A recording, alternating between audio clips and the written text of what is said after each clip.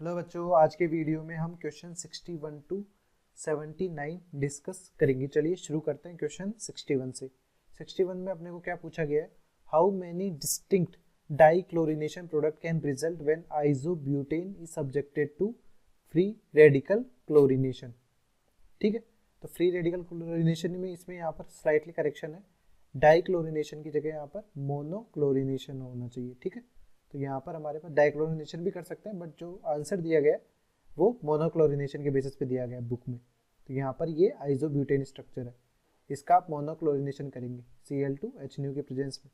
तो कहाँ पे क्लोरीन लग सकता है, एक बार फ्री रेडिकल बन के यहाँ पे लग सकता है, दूसरा यहाँ पर लग सकता है। तो हमारे पास प्रोडक्ट क्या बन जाएंगे, हमारे पास प्रोडक्ट कुछ इस तरह से बन जाएंगे CH3CH CH2Cl। इससे ये कार्बन कायरल कार्बन नहीं हो रहा है। इसके बाद दूसरा देखें तो यहाँ पर CH3 CCl, यहाँ पर CH3 और CH3। ठीक, दैट मीन्स यहाँ पर कितने टोटल प्रोडक्ट्स बन सकते हैं, 2। तो आंसर क्या हो जाएगा, बी। नेक्स्ट है, how many distinct monochlorinated products including stereo isomers can result when the alkane below is heated in the presence of Cl2। तो हमारे पास इसकी रिएक्शन करा रहे हैं आप Cl2 in presence of light या हीट। तो हमारे पास फ्री रेडिकल कहाँ कहाँ बन सकता है, एक बार यहाँ पे बनाएंगे, फिर दूसरा यहाँ पे बनाएंगे। जब यहाँ पर आप फ्री रेडिकल बनाएंगे तब ये ऑलरेडी कायरल कार्बन होगा, तब हमारे पास जैसे आप क्लोरीन जोड़ेंगे तो यहाँ पर 4 बनेंगे आपके पास कंपाउंड, और यहाँ पर 2 बनेंगे।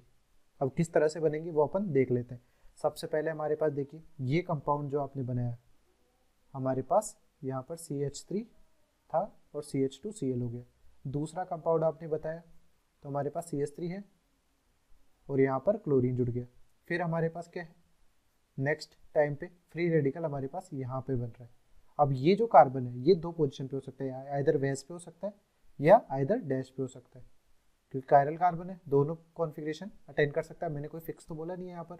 तो यहाँ पर ये भी फ्री रेडिकल बन गया। अब इन दोनों के कोरस्पॉन्डिंग फ्री रेडिकल से क्लोरीन को आपको अटैच करना है।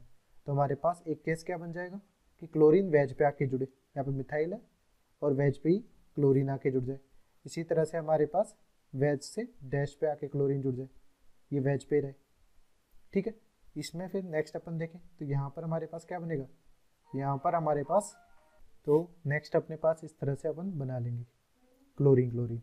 तो यहाँ पर हमारे पास देखो ये सारे के सारे स्ट्रक्चर ही हमारे पास क्या मिल रहे हैं, अलग अलग मिल रहे हैं। तो टोटल 4 आइसोमर्स मिलेंगे यहाँ पर आप जब लगा देंगे, और इस पोजिशन पे आप लगाएंगे तब क्या होगा कि फ्री रेडिकल यहाँ पे बना। अब यहाँ पर हमारे पास ये वाला केस, क्या आप इसको आइदर वेज पे रख दें या डैश पे रख दें, क्योंकि ये कायरल कार्बन अब नहीं रहेगा, क्योंकि इधर से जा रहे हैं तो भी सेम कॉन्फ़िगरेशन है, इधर से जा रहे हैं तो भी सेम ही कॉन्फ़िगरेशन है। आप किसी भी एक कॉन्फ़िगरेशन पे इसको रख सकते हैं, आइदर वेज या डैश।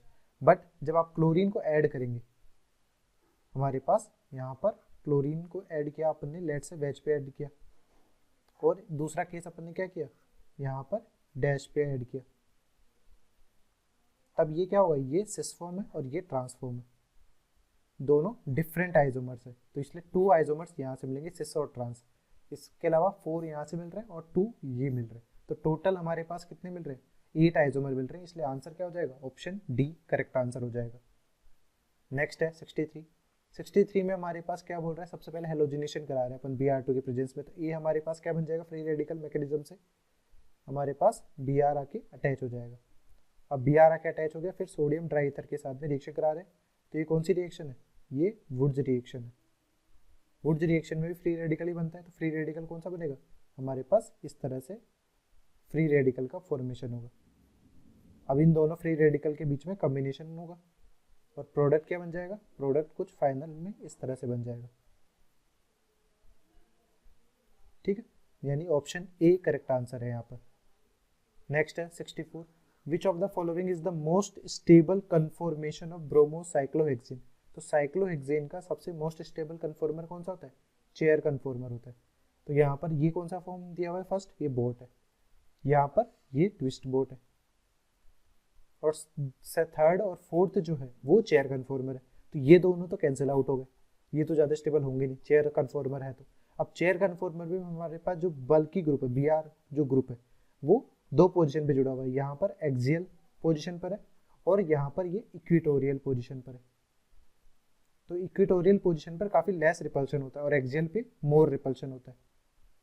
रिपल्शन ज़्यादा होने की वजह से ये लेस स्टेबल होगा फॉर्म, और इक्वेटोरियल वाला मोर स्टेबल होगा। ठीक है, दैट मीन्स यहाँ पर ज़्यादा स्टेबल कंपाउंड जो है वो है थर्ड, तो ऑप्शन सी करेक्ट आंसर हो जाएगा। नेक्स्ट है which of the following correctly ranks the cycloalkenes in order of increasing ring strain, या आप इसे एंगल स्ट्रेन भी बोल सकते हैं। तो सबसे ज़्यादा होता है साइक्लोप्रोपेन में, फिर साइक्लोब्यूटेन में, फिर साइक्लोपेंटेन में, फिर सबसे लास्ट में साइक्लोहेक्सेन। साइक्लोहेक्सेन में नेग्लिजिबल ही होता है, क्योंकि वहाँ पर चेयर कन्फॉर्मर जो अपन बनाते हैं उसमें इन ग्रुप्स के बीच में, यहाँ पे जो ग्रुप्स है इनके बीच का जो एंगल होता है वो स्टैंडर्ड 109 डिग्री होता है। क्यों? क्योंकि यहाँ पर sp3 हाइब्रिडाइजेशन है, तो एंगल स्ट्रेन 0 होता है। बट साइक्लोप्रोपेन के केस में देखिए, इसका स्टैंडर्ड एंगल 60 डिग्री है और इसका हाइब्रिडाइजेशन sp3 है, तो होना कितना चाहिए? 109 डिग्री होना चाहिए। तो रिंग स्ट्रेन यहाँ पर कितना होगा? 109 माइनस 60 यानी 49 डिग्री होगा। इसी तरह से यहाँ पे अपन निकालेंगे रिंग स्ट्रेन, तो रिंग स्ट्रेन यहाँ पर हमारे पास 90 डिग्री होगा।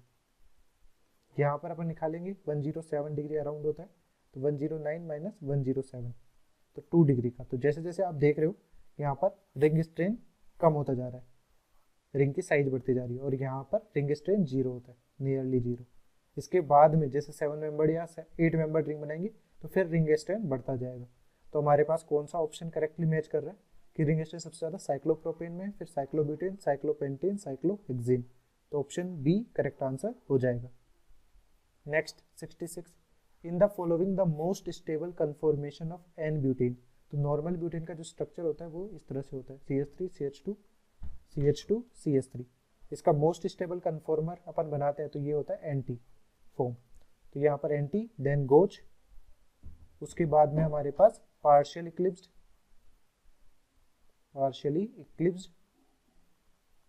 Then fully eclipsed. इस तरह से स्टेबिलिटी का ऑर्डर होता है। अब अपने पास यहाँ पर देखें तो यहाँ पे फुल्ली इक्लिप्स्ड ये वाला है, पार्शियल इक्लिप्स्ड ये वाला है, गोच हमारे पास ये है, और एंटी कन्फॉर्मर ये वाला है। दैट मीन्स सबसे ज़्यादा स्टेबल ऑप्शन ए हो जाएगा। नेक्स्ट अपन देखें कि हमारे पास which of the following conformers for ethylene glycol is most stable. Ethylene glycol का स्ट्रक्चर आप देखें तो ये इस तरह से होता है, CH2 OH OH, इसे अपन इथाइलिन ग्लाइकोल कहते हैं। अब इथाइलिन ग्लाइकोल में हमारे पास जो स्टैंडर्ड स्टेबल कन्फॉर्मर होते हैं वो गोच और एंटी होते हैं, बट यहाँ पर गोच जो होता है वो ज़्यादा स्टेबल होता है देन एंटी कन्फॉर्मर। एंटी में हमारे पास OH OH जस्ट अपोजिट हो जाएंगे, तो ये एंटी है, ये गोच है। यहाँ पर गोच ज़्यादा स्टेबल क्यों है? क्योंकि यहाँ पर हाइड्रोजन बॉन्डिंग होती है इस H और इस ऑक्सीजन के बीच में। Because of this hydrogen bond gauche form जो होता है वो ज़्यादा स्टेबल होगा एंटी से, इसलिए ऑप्शन सी करेक्ट आंसर हो जाएगा। नेक्स्ट है 68, the structure of isobutyl group in an organic compound. Isobutyl group, normal butyl group जो होता है वो ये होता है, इसके अलावा सेकेंडरी ब्यूटाइल ग्रुप होता है ये वाला, इसके अलावा आइसोब्यूटाइल जिसमें 2 मिथाइल ब्रांचिंग होती है ये होता है, तो आइसोब्यूटाइल ये वाला हो जाएगा। बाकी ये सेकेंडरी ब्यूटाइल है और ये सिंपल नॉर्मल ब्यूटाइल है। तो हमारे पास कौन से ऑप्शन से मैच कर रहा है? यहाँ पर ऑप्शन ए से मैच कर रहा है। नेक्स्ट है with respect to the conformers of ethane which of the following statement is true. तो कन्फॉर्मेशनल आइसोमर जब अपन बनाते हैं तो सारे के सारे bond angle, bond strength, bond length ये सब सेम रहती है, बस क्या चेंज होता है? Only dihedral angle, dihedral angle change होता है, जो क्या होता है? एक इंटरफेशियल एंगल होता है। जैसे कि हमारे पास एक न्यूमेन प्रोजेक्शन अपन बनाए कि इथेन का ये अपन बना लेते हैं H H H H, यहाँ पर H और H, तो इस हाइड्रोजन और इस हाइड्रोजन के बीच का एंगल तो कैसे रिप्रेजेंट करेंगे? ये hydrogen, back carbon, front carbon, फिर H, इनके बीच का जो एंगल है वो कितना है? अराउंड 60 डिग्री एंगल है। ठीक है, ये एंगल इस तरह से यहाँ पे 60 डिग्री होगा, तो ये हमारा क्या है? ये है डाईहेड्रल एंगल जो चेंज हो सकता है ग्रुप्स के बीच में। बाकी bond angle, bond strength, bond length ये सब चीजें चेंज नहीं होगी, तो ऑप्शन सी यहाँ पर करेक्ट आंसर हो जाएगा। नेक्स्ट अपन देखें कि conformation arises due to the rotation around. तो यहाँ पे कन्फॉर्मेशन कब होते हैं कि हमारे पास ये CH3 मॉलिक्यूल है, इस कार्बन कार्बन सिग्मा बॉन्ड के अलोंग यदि आप रोटेशन कराएंगे तो हमें कन्फॉर्मर मिलेंगे। तो हमारे पास कार्बन कार्बन सिंगल बॉन्ड के लोग रोटेशन करा रहे हैं, यानी ऑप्शन सी करेक्ट आंसर हो जाएगा यहाँ पर। Next 71, which is a conformer of pentane. Pentane का कौन सा कन्फॉर्मर है? तो पेंटेन में अपन देखें तो ये 1 2 3 4 5 5 कार्बन स्ट्रेट कार्बन चेन है। तो अपन इन न्यूमेन प्रोजेक्शन से ही देखेंगे कि कौन सा स्ट्रक्चर अपने को मैच कर रहे हैं। तो इस कारण पे देखिए CH3 है, तो कैसे जुड़ा हुआ है ये CH3 CH2 फिर नेक्स्ट CH, उससे CH3 CH3 जुड़ा हुआ है, तो ये नॉर्मल पेंटेन नहीं है। यहाँ पर सी ऑप्शन देखें तो यहाँ पर CH3 फ्रंट पे आप देखिए, फ्रंट पे जुड़ा हुआ है CH3, इस कार्बन से H फिर CH2 CH3 और फिर हमारे पास इसी CH से बैक कार्बन जुड़ा हुआ है जिससे 3 हाइड्रोजन जुड़े हुए हैं CH3, तो ये भी मैच नहीं कर रहा है। इसके अलावा अपने पास यहाँ कार्बन पे देखें तो हमारे पास CH3 इस कार्बन से 3 CH3 मॉलिक्यूल ग्रुप्स जुड़े हुए हैं और लास्ट में CH3 जुड़ा हुआ है, तो ये भी नहीं होगा। यहाँ देखें इस कार्बन पे CH3 है, यहाँ पर H H फिर हमारे पास बैक कार्बन है उससे H H जुड़ा हुआ है फिर CH2 CH3 जुड़ा हुआ है, तो ये नॉर्मल पेंटेन का स्ट्रक्चर है, तो यानी डी हमारे पास करेक्ट आंसर हो जाएगा। नेक्स्ट है 72, the most stable conformation of one two dibromoethane. One two dibromoethane क्या होता है? हमारे पास इस तरह का स्ट्रक्चर होता है। अब इसमें मोस्ट स्टेबल कन्फॉर्मर क्या होगा? जिसमें ब्रोमीन ब्रोमीन एंटी पोजिशंस पे होंगे, तो यहाँ पर अपने पास कौन सा कन्फॉर्मर है जिसमें ब्रोमीन ब्रोमीन एंटी पोजिशंस पर है? यहाँ पर ये वाला है, ये हमारे पास एंटी कन्फॉर्मर होगा जो कि मोस्ट स्टेबल स्टेट होगी कन्फॉर्मेशन आइसोमर की ऑफ 1,2-डाइब्रोमोइथेन की, तो ऑप्शन सी यहाँ पर करेक्ट आंसर हो जाएगा। Next 73, increasing order of stability among the 3 main conformations eclipsed anti gauche two fluoroethanol. तो हमारे पास 2-फ्लोरोइथेनॉल का स्ट्रक्चर क्या होगा? कुछ इस तरह से होगा, OH फ्लोरीन, ठीक है।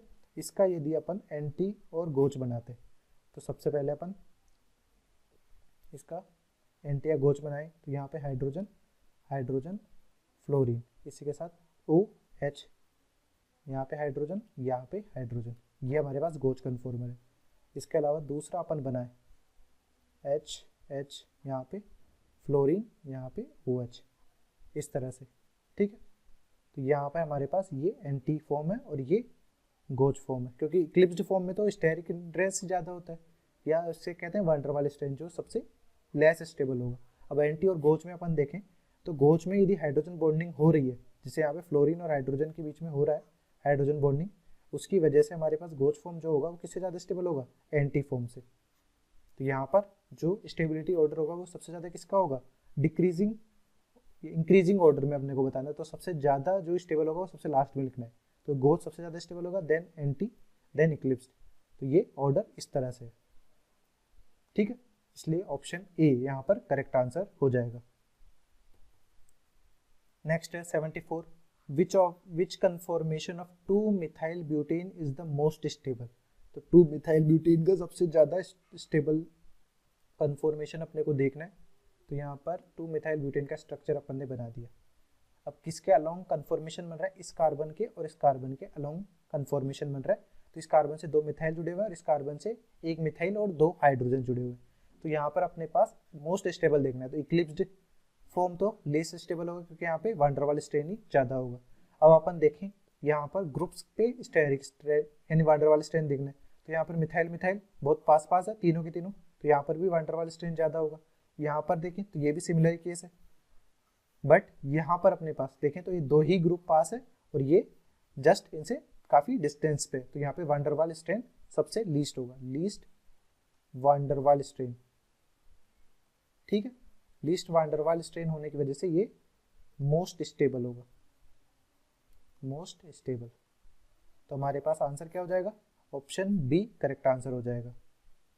नेक्स्ट है 75, major constituent of LPG. LPG क्या होता है? Liquefied petroleum gas. Liquefied petroleum gas में प्रोपेन एंड ब्यूटेन दोनों ही एम्पल अमाउंट में होते हैं, बट यहाँ पर 60% प्रोपेन होता है और 40% ब्यूटेन होता है, इसलिए अपने को पूछा क्या गया? मेजर कंस्टिट्यूएंट पूछा गया, तो ऑप्शन बी करेक्ट आंसर हो जाएगा। नेक्स्ट है which of the following has highest knocking property. तो नॉकिंग प्रॉपर्टी क्या होती है? नॉकिंग जो होता है वो एक तरीके से मेटेलिक साउंड प्रोड्यूस होता है जब अपन इंजन में क्या हो रहा है? इंटरनल कंबशन हो रहा है, और ये मेनली किसी कंपाउंड के स्ट्रक्चर पे डिपेंड करता है, किसी कंपाउंड के स्ट्रक्चर पे डिपेंड करता है। और हमारे पास जो एल्केन्स होते हैं उनमें हमारे पास ये नॉकिंग प्रॉपर्टी काफ़ी ज़्यादा होती है। तो पैराफिन्स जो है वो किसको कहते हैं, एल्केन्स को कहते हैं, ठीक है। और जैसे जैसे इसकी ब्रांचिंग होती जाती है वैसे वैसे इसकी नॉकिंग प्रॉपर्टी कम होती जाती है। तो हमारे पास जो ऑर्डर होगा नॉकिंग का इफेक्ट का, स्ट्रेट चेन पैराफिन सबसे ज़्यादा, फिर ब्रांच चेन पैराफिन, लास्ट में ओलिफिन, और फिर एरोमेटिक। ओलिफिन क्या होता है, एल्कीन्स को ओलिफिन कहते हैं अपन, ठीक है। तो यहाँ पर आंसर क्या हो जाएगा, ऑप्शन डी करेक्ट आंसर हो जाएगा। नेक्स्ट अपन देखें कि हमारे पास which one of the following compound has maximum octane number. तो सबसे पहले अपन ऑक्टेन नंबर को डिफाइन कर दे। तो ऑक्टेन नंबर क्या होता है, percentage of isooctane present in a standard mixture of isooctane and n heptane which knocks at same compression as the petrol being tested. यानी पेट्रोल की टेस्टिंग करने के लिए मेनली ऑक्टेन नंबर का डिसाइडेशन करते हैं, क्योंकि जितना ज़्यादा हाइयर ऑक्टेन नंबर होगा उतनी ही उसकी लोअर नॉकिंग टेंडेंसी होगी और फ्यूल की इफिशियंसी भी बढ़ जाएगी। अब इसको स्टैंडर्ड कैसे मानते हैं कि आइसो ऑक्टेन के लिए ऑक्टेन नंबर 100 है, एन-हेप्टेन मिक्सचर जो है उसके लिए 0 है। इनके मिडिल ग्राउंड पे ही अपन चेक करते हैं। पर यहाँ पर हमारे पास देखिए, यहाँ पर तो अपने को मॉलिक्यूल एल्केन ही दिए हुए सारे के सारे, उनका स्ट्रक्चर अपन बना सकते हैं। तो उसके लिए भी कुछ पॉइंट्स दिए गए कि कुछ पॉइंट्स आप ध्यान रखें कि अपने पास किस तरह से ये होगा। तो यदि एरोमेटिक कंपाउंड्स वहाँ पे दिए हुए हैं तो उनका ऑक्टेन नंबर हमेशा हाईएस्ट होगा, एक्सेप्शनली हाई इनका ऑक्टेन नंबर होता है। नेक्स्ट है कि अपने पास यदि स्ट्रेट चेन हाइड्रोकार्बन है तो अपने पास ऑक्टेन नंबर डिक्रीज होता है जैसे जैसे कार्बन चेन इंक्रीज होती है, और ब्रांचिंग ऑफ चेन जैसे जैसे इंक्रीज होगी वैसे वैसे वैल्यू ऑफ ऑक्टेन नंबर भी इंक्रीज होगा। तो यहाँ पर अपने पास देखें एन हेक्सेन स्ट्रक्चर अपन बनाए तो 1 2 3 4 5 6 6 कार्बन है, 7 1 2 3 4 5 6 7, ठीक है। 2 डाइमिथाइल पेंटीन, तो सी ऑप्शन में देखें तो क्या स्ट्रक्चर होगा अपने पास 1 2 3 4 5 2 डाइमिथाइल, ये इस तरह से स्ट्रक्चर होगा। तो इसमें ब्रांचिंग 2 बार हो गई। बट डी ऑप्शन में देखें, डी ऑप्शन में हमारे पास पेंटेन ही है 1 2 3 4 5, और यहाँ पे 2 पे तो है ही और 4 पे भी ब्रांचिंग है। तो सबसे ज़्यादा ब्रांचिंग का है यहाँ पे, मोर branching, so less octane number, sorry मोर ब्रांचिंग होने पे ऑक्टेन नंबर भी हाई होता है, इसलिए हाईएस्ट ऑक्टेन नंबर यहाँ पर हो जाएगा, ठीक है। तो इस तरह से हमारा जो यहाँ पर मैक्सिमम ऑक्टेन नंबर का जो आंसर होगा वो कौन सा होगा, ऑप्शन डी यहाँ पर करेक्ट आंसर हो जाएगा, क्योंकि यहाँ पर सबसे ज़्यादा ब्रांचिंग हो रही है, ठीक है। इसके बाद नेक्स्ट अपन देखते हैं कि हमारे पास क्या दिया हुआ है 78 क्वेश्चन में, anti knocking compound used for unleaded gasoline is. तो एंटी नॉकिंग एजेंट क्या होता है, anti knocking agent is a gasoline additive used to reduce engine knocking and increase the fuel's octane rating by raising the temperature and pressure at which auto ignition occurs. तो ये mainly anti knock agent का use होता है, और यहाँ पर जो तीनों BXT, TBA और MTBE यूज किए गए सभी के सभी एंटी नॉकिंग एजेंट की तरह यूज होते हैं। अब यदि इनका आप फुल फॉर्म जानना चाहें तो हमारे पास BXT क्या किसको स्टैंड करता है, ये होता है mixture of benzene, B stands for benzene, X stands for xylene, T stands for toluene, ठीक है। इसी तरह से हमारे पास जो B ऑप्शन है TBA, TBA का क्या होता है, TBA होता है tertiary butyl alcohol, tertiary butyl alcohol. और MTBE को क्या बोलते हैं अपन, MTBE, ये होता है methyl tertiary butyl ether, methyl tertiary butyl ether, सभी के सभी एंटी नॉकिंग एजेंट की तरह यूज होते हैं। तो यहाँ पर आंसर क्या हो जाएगा, ऑप्शन डी करेक्ट आंसर हो जाएगा। नेक्स्ट है liquid hydrocarbon can be converted to a mixture of gaseous hydrocarbon by. तो हमारे पास हाइड्रोकार्बन मतलब ये है कि अपने एल्केन्स होते हैं C1 to C4 ये गैसेस होती हैं, और C5 to C17 ये होती है लिक्विड। दैट मीन्स हमारे पास C5 to C17 में जो हाइड्रोकार्बन है वो किस में कन्वर्ट हो रहा है, गैसेस में कन्वर्ट हो रहा है, यानी कार्बन रिड्यूस हो रहा है, यानी हायर मोलिकुलर वेट से लोअर मोलिकुलर वेट हाइड्रोकार्बन बन रहे हैं। तो इस प्रोसेस को क्या कहते हैं, इसको अपन बोलते हैं क्रैकिंग, कि हमारे पास छोटे छोटे फ्रैगमेंट्स में डिसोशिएट होना। तो ऑप्शन ए करेक्ट आंसर हो जाएगा। Thanks for watching. Hopefully this video solution series helped you out to clear your doubts. Give this video a thumbs up if it is useful for you. If you are new to this channel, make sure to click the subscribe button and bell notification icon so you don't miss latest videos from our video solution series and education related stuff from GM Academy.